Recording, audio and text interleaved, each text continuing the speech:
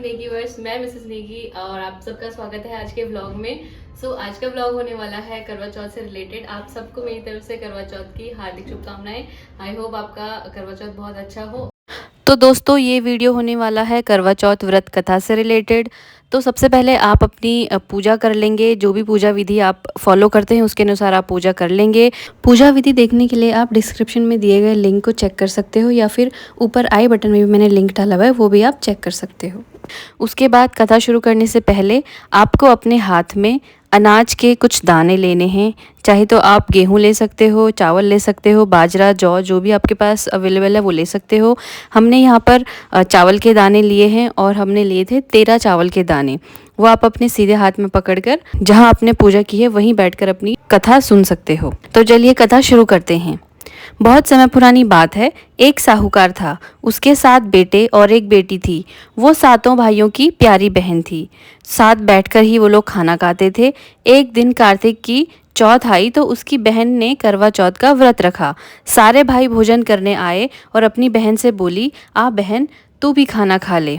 तब उसकी माँ ने बोला कि आज इसका करवा चौथ का व्रत है, ये खाना नहीं खाएगी, जब चांद निकलेगा तभी खाना खाएगी। तो उसके भाइयों ने छल कपट करके जंगल में आग जलाकर छलनी से नकली चांद दिखा दिया। तो वो अपनी भाभीयों से बोली, चलो भाभी चांद निकल आया है, अर्घ दे दो। तो उसकी भाभी बोली, ये तो तेरा चांद निकला है, हमारा चांद तो रात को निकलेगा। ये सुनकर भाइयों के कहने पर उसने चांद को अर्घ दे दिया और खाने बैठ गई।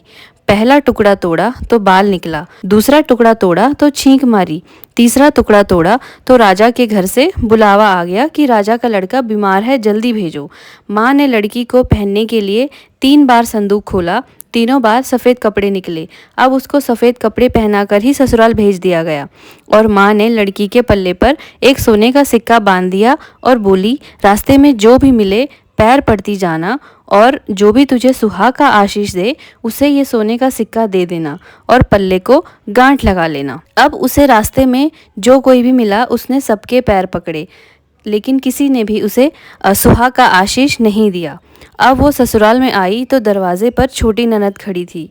वह उसके पैर पड़ी तो ननद बोली, सीली हो सपूती हो, 7 भाइयों की बहन हो, मेरे भाई का सुख भी देखो। अब उसने सोने का सिक्का ननद को देकर पल्ले में गांठ मार दी। उसके बाद वो अंदर आई, आकर देखा कि उसका पति मरा पड़ा है। अब वो उसे लेकर एक कोठरी में पड़ी रही। 1 साल तक उसकी खूब सेवा की। उसकी सास बांदी के हाथ बची खुची रोटी भेज देती थी। इस प्रकार उसे अपने पति की सेवा करते करते 1 साल हो गया। अगले साल फिर करवा चौथ का व्रत आया। सारे पड़ोसनों ने नहा धोकर करवा चौथ का व्रत रखा। सबने सिर धोकर हाथों में मेहंदी लगाई, चूड़ियां पहनी। वो सब देखती रही। एक पड़ोसन बोली, तू भी करवा चौथ का व्रत कर ले। तब वो बोली, मैं कैसे करूं? तो पड़ोसन बोली, चौथ माता की कृपा से सब ठीक हो जाएगा।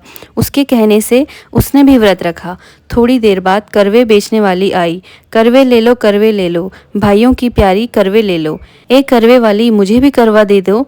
वो कहने लगी, मेरी दूसरी बहन आएगी, वो तुम्हें करवे देगी। दूसरी आई, करवे ले लो, करवे ले लो, भाइयों की प्यारी करवे ले लो।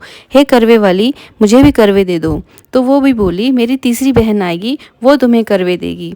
इस तरह 5 बहन आकर चली गई, पर किसी ने भी करवे नहीं दिए। फिर छठी बहन आई और बोली, मेरी 7वीं बहन आएगी, वो तुम्हें करवे देगी। बस तुम सारे रास्ते में कांटे बिखेर कर रख देना। जब वो खूब चिल्लाती हुई आएगी तो उसके पैर में कांटा चुभ जाएगा। तब तू सुई लेकर बैठ जाना और उसके पैर पकड़कर छोड़ना मत और उसके पैर का कांटा निकाल देना, तो वो तुम्हें आशीर्वाद देगी। भाई जियो, साईं जियो। जब वो तुम्हें आशीर्वाद देगी तो तुम उसे करवे मांग लेना, तब वो तुम्हें करवे देकर जाएगी। फिर तुम उजमन करना, जिससे तुम्हारा पति अच्छा हो जाएगा। अब उसने वैसा ही किया। सारे रास्ते में कांटे बिछा दिए। जब वो करवे लेकर खूब चिल्लाती हुई आई तो उसके पैर में कांटा चुभ गया। उसने उसका पैर पकड़कर छोड़ा नहीं और उसके कांटे निकाल दिए। तो उसने आशीर्वाद दिया। तब वो बोली, जब तुमने मुझे आशीर्वाद दे ही दिया है तो करवे भी दे दो। तो वो बोली, तुमने तो मुझे ठग लिया। ये कहकर उसने उसे करवे दे दिए। अब करवे लेकर उसने उजमन की तैयारी की, व्रत रखा। राजा का लड़का ठीक हो गया और बोला, मैं बहुत सोया। वो बोली, सोए नहीं, 12 महीने हो गए तुम्हारी सेवा करते करते। फिर उसने चौथ माता का उजमन अच्छी तरह से किया। अब उसने चौथ माता की कहानी सुनी और उजमन किया। अब वे दोनों चौपड़ खेलने लग गए। इतने में उसकी ननद तेल की पल्ली और गुड़ की डाली लेकर आई।